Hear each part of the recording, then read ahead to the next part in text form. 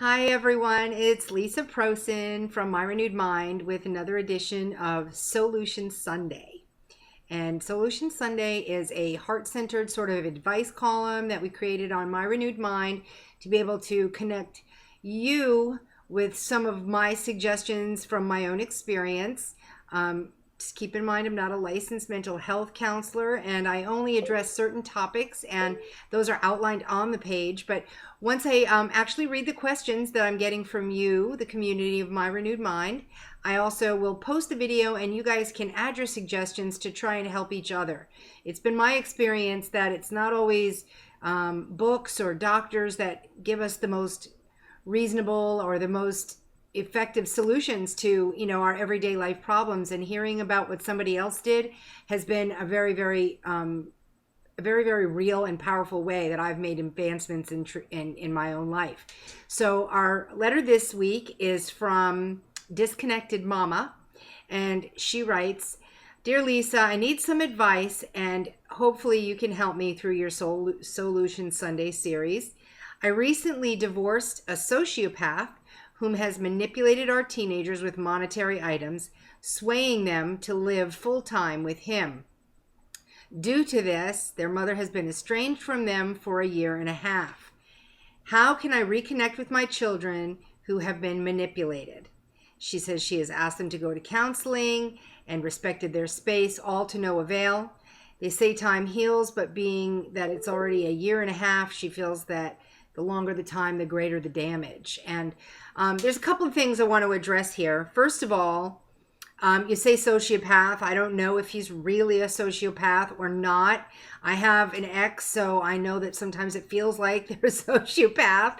But, you got to be careful using language like that, especially around your children. Even if you're not saying those words, they get this energy from you. And, it would be my suggestion that you definitely tone that down and try to find a way to, operate from a forgiving place. Even if you don't really forgive him, you have to try and fake it around them.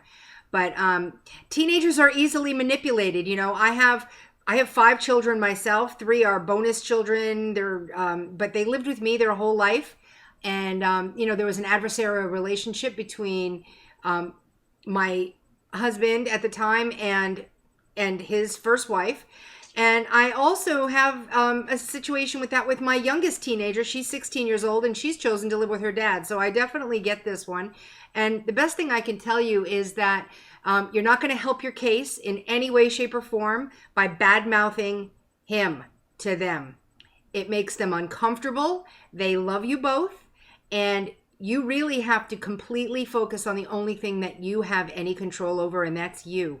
And I know that you don't want to hear this, and short of them being abused, you really don't have any say whatsoever about what's going on in that house. So you're better off doing your best to be genuinely interested in their lives, to be the best mom you know how to be, to love them unconditionally, and trust that they will come around. It does not mean I had to learn that because my daughter has chosen to live with her dad, it did not mean I'm a bad mom. And, she and I still kind of go round and round about that. And, we're actually closer now that she lives with her dad. So I'm not objecting to any of it. The bottom line is take care of you and be the best you that you can be, and do not badmouth him. So that's all I have on this topic. So if any of you have any suggestions or advice for Disconnected Momma about what she can do to try and reconnect with her kids, the floor is open. And I hope that you'll join us next Sunday for another edition of Soul-ution Sunday.